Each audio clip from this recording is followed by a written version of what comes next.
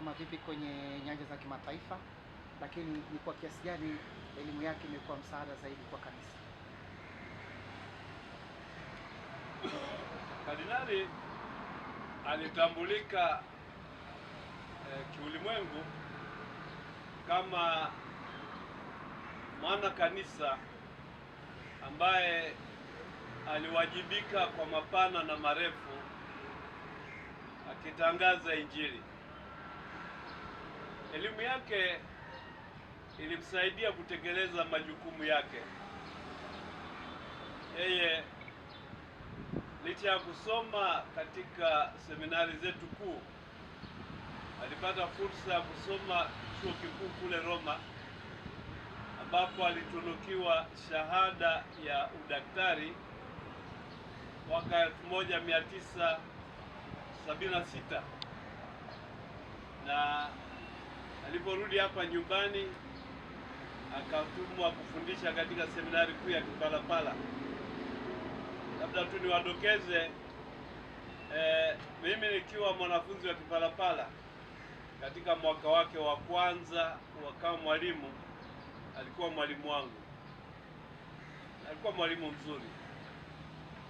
Shukuru Mungu kwamba nimemfahamu na kwamba amenifundisha na pia nimefanya naye kazi. Swali lingine? Karibu.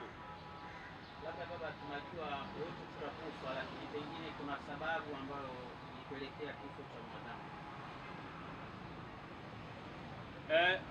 Mwadhama alishakuwa na mang'amuzi ya maradhi kwa muda mrefu. Kwanza kabisa alikuwa na changamoto ya ugonjwa wa moyo, na alishafanyiwa operation, akawekewa kitu kinachoitwa pacemaker. Pacemaker ni kitu ambacho kinasaidia kuratibu mapigo ya moyo au ufanyakazi wa moyo. Yeye alikuwa na chombo hicho, kilimsaidia moyo wake ufanye kazi kwa utaratibu unaoeleweka.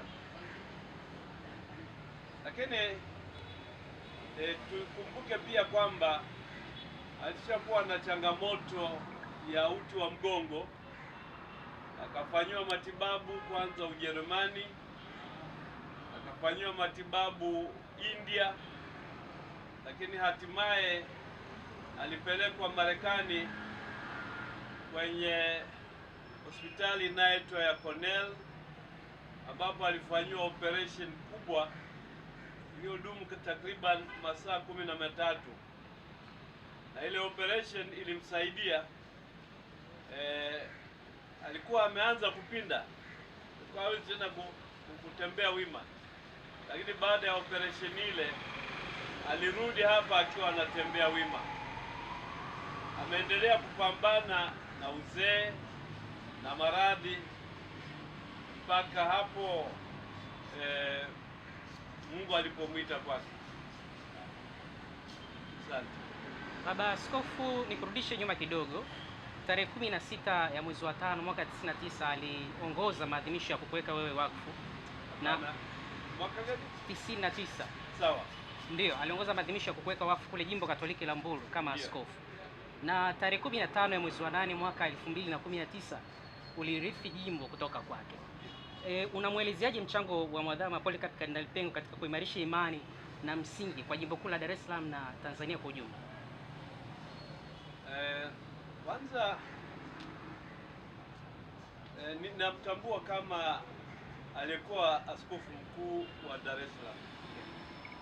Kama askofu mkuu aliongoza majimbo ya kanda ya Dar es Salaam, ambayo kwa sasa hivi ni jimbo la Mahenge, jimbo la Ifakara, jimbo la Zanzibar, jimbo la Tanga, jimbo la Bagamoyo na jimbo lenyewe kuu la Dar es Salaam. Bila shaka askofu mkuu haingilii shughuli za majimbo, lakini anaratibu mahusiano na uwajibikaji wa majimbo hayo. Kwa hiyo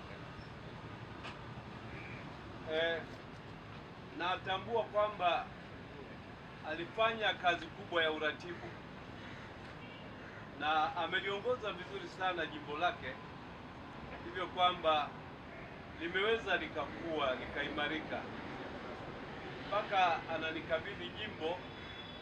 Tayari jimbo lilikuwa na parokia 115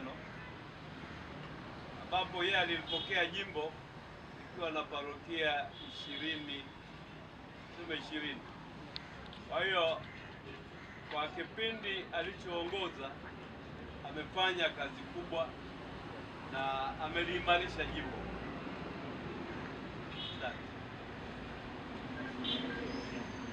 Askofu, ni mara ya pili Tanzania tunapata msiba wenye hadhi ya ukardinali kwa sasa. Je, kuna taratibu tofauti za maadhimisho ya msiba unapokuwa katika hadhi hiyo ya kardinali za kiliturujia? Kwanza tunamtambua kardinali kama askofu mkuu wa jimbo linalojulikana. Kwa hiyo mazishi yake yatachukua sura ya mazishi ya askofu mkuu. Baba Askofu, kuna ugeni wowote tunatarajia kutoka Vatican?